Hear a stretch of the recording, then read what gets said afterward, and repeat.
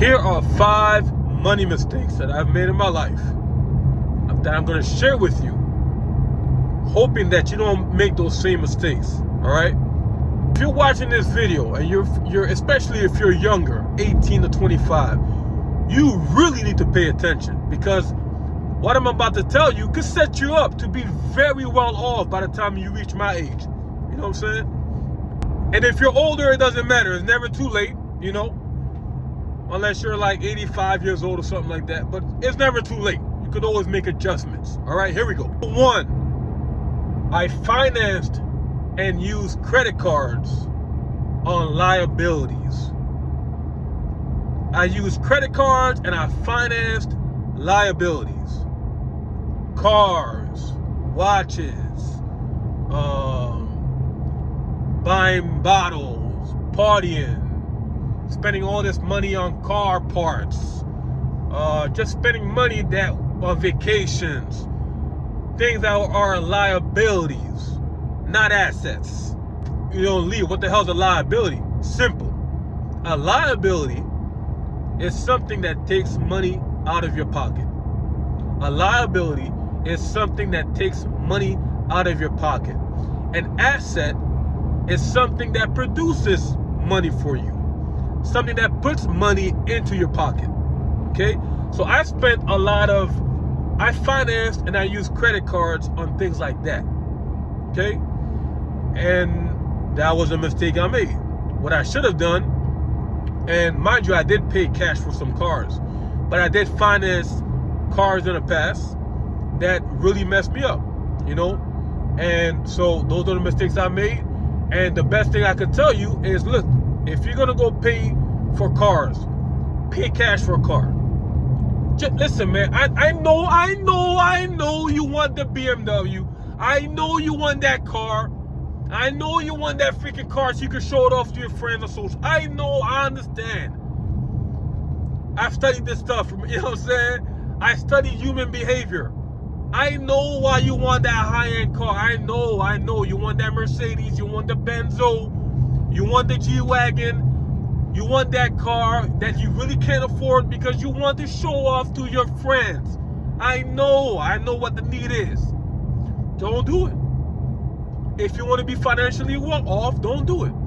The #1 wealth killer for Americans is car payments. That is the #1 wealth killer. People are buying more car than they can afford. Pay cash for a car, man. Pay cash for a car. If all you could afford is a $1,000, $2,000, $3,000 Honda, pay cash for the Honda. Get the Nissan Sentra. Get the Camry. Pay cash. You know what I'm saying? That's how you save yourself from all the freaking headaches. Okay? No car payments. And if you must have a car payment, make sure it's like under 10% of your income. Make sure it's under 10% of your monthly income. And get something reliable. Listen, this is not about showing off. If you want to buy things to show off, if you want to buy things to get validated by human beings on social media, you're going to lose financially. Let me drop the mic right there. Mic drop.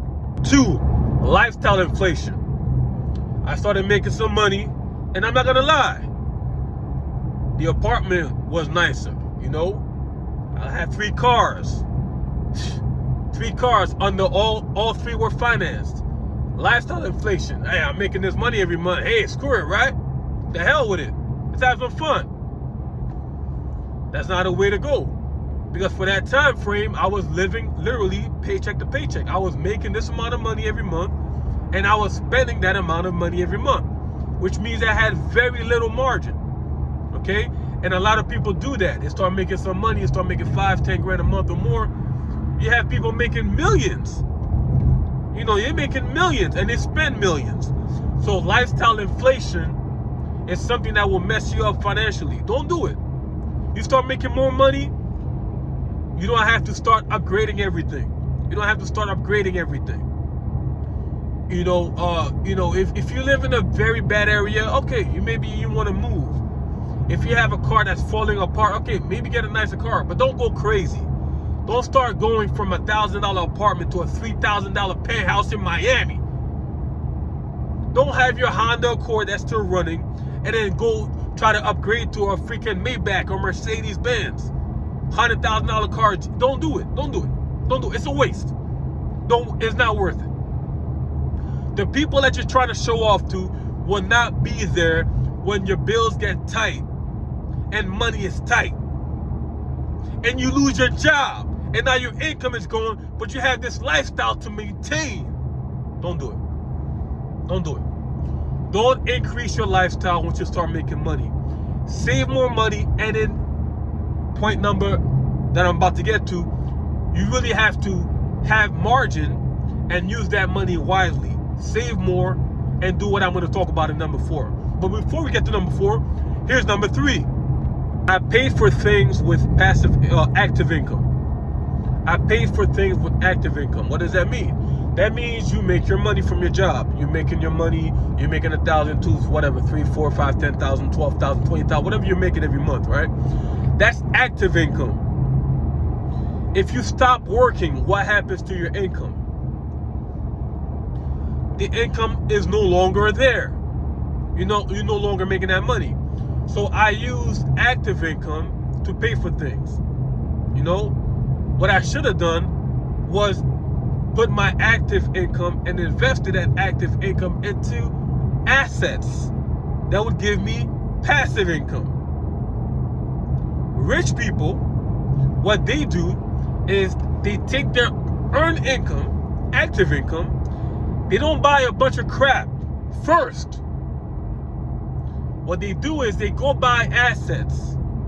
They buy things that produce income for them. Things like real estate, stocks, bonds, things like that, a business. They invest in oil, things that give them income. So then, once they have cash flow or income from the assets that's not dependent on their physical labor, then they go buy the junk. Then they go buy the cars and the watches and the chain, all that other crap. You know what I'm saying? The vacations. They use their money to buy assets. They use their active income to buy assets. That's what you want to do. Don't take your hard-earned money and start buying junk with it. Save the money and go buy assets. Now, with the money from your assets, then you can start maybe buying a few of the things you want, paying for things that are not necessities, if that makes sense. And let me get to number 4, which is a very important one. And this one still hurts to this day because god damn, here's number 4. I never prioritized investing early on. I did not prioritize investing early on. I was hustling. I did spend money. You spend 1,000, spend 2,000, and you try to flip. I did that. When I was living back in New York, I would flip a lot of cars. I would flip car parts, things like that. So I would take money and try to flip it. Sometimes I would lose, but I would do that. But I never had a monthly investing system. Something that I did every single month without fail. And I had I did a calculation recently. If I had invested $300 a month from age 18 to 41, which is what I am now, 23 years. If I had invested just $300 a month, that's $75 a week. And somebody, if you're watching this video, you probably could afford $75 a week. And if you can't, you can afford at least $100 a month. But if I had invested $300 a month from 18 to 41 into an ETF index fund averaging 10% per annum, I would have $320,000 right now. If all I did from the time I had my first job at 18 was invest $300 every single month in investing in a Roth IRA or index funds, I would have $320,000 right now, tax-free. And so that was a mistake I made. I did not prioritize investing every month. You want to prioritize investing a percentage of your money every single month without fail. I don't care if it's $100. Have a system where you're investing every single month. And you actually want it to be automated, which is what I have now. I have a Roth IRA. I automatically invest money right now.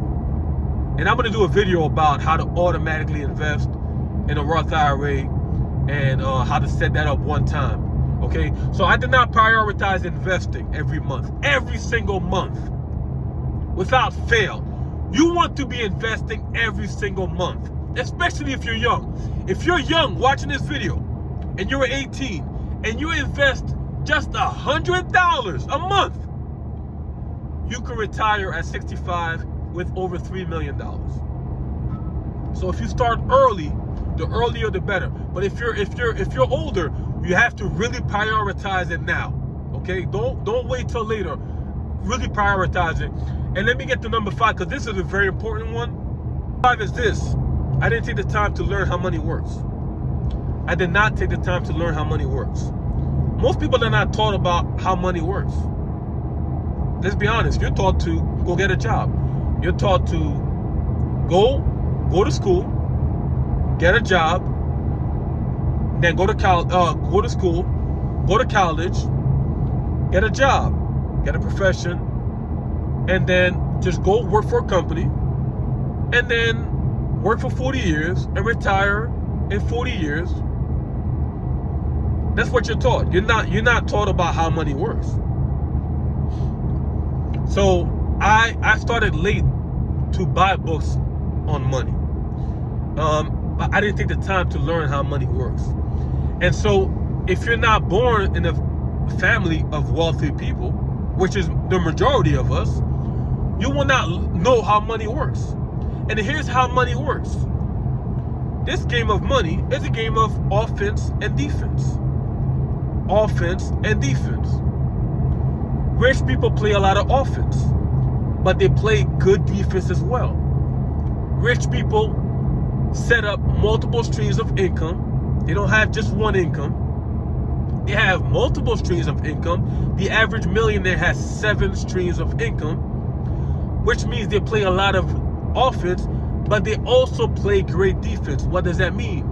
They spend their money on assets. They buy assets. They buy assets, and those assets produce even more money for them. That's why the rich get richer. It's a game. Offense and defense. They make money. They don't spend all the money they make. They live below their means. And then they have margin, and they use the difference. Let's say you make $5,000. You spend $4,000. You keep $1,000. What do you do with $1,000? You save and invest it into assets. Now you build your income. That's what rich people do. So if you don't learn about money, you don't learn about how money works, well, you will never be good with money. And here's a good book on how money works. This is actually the first book I ever bought. This right here is the first book on finance that I ever bought. It's called Rich Dad Poor Dad. Rich Dad Poor Dad. Okay. Rich Dad Poor Dad by Robert Kiyosaki is the first book I ever bought on finance. And this is where I learned about these things. And I made mistakes in the past, with some purchases, but this is where I learned a lot about money. And which is why right now I'm set up to be very well off. Not tomorrow, but with what I'm doing right now with the automatic investments in Roth IRAs, with me involved, right now I'm investing in the stock market. Right now I have multiple income streams. So in due time, I will be very well off. But I learned about this from books. And here are 3 books that I'll recommend to you that you can start off with, and that will set you up on the path to understanding money and understanding how money works. Number 1, Rich Dad Poor Dad by Robert Kiyosaki. Number 2, get the book The Richest Man in Babylon by George Clayson. Number 3 is, I'll recommend this. This is a good one. Tax-Free Wealth. Tax-Free Wealth by Tom Wheelwright. All right, Tax-Free Wealth. That's a very good book, because if you got understand and learn about taxes, well, you're gonna be richer and wealthier. All right. So those are my 5 money mistakes. Watch this video again. Pay attention to it, and don't make the same mistakes. If you got value out of this video, do me a favor, like the video. I really would appreciate it. All right, share this video with your friends, somebody who you think you might need to hear this. Okay, and subscribe to my channel. I'm always doing weekly videos about different themes, you know, mindset, money, and fitness, and things like that. And comment below. Let me know which one of those 5 mistakes that you've made before and which ones you're working on. All right. If you want to learn more about how to reprogram your brain and your mind so that you can have better results, not just in money, but in all areas of your life, there's a great resource that I would recommend you in the link below the description. There's a great resource that's going to help you reprogram your mind to have success in all areas, not just finance. All right. So go ahead and click the link below this video right now, and I will see you on another one. Peace.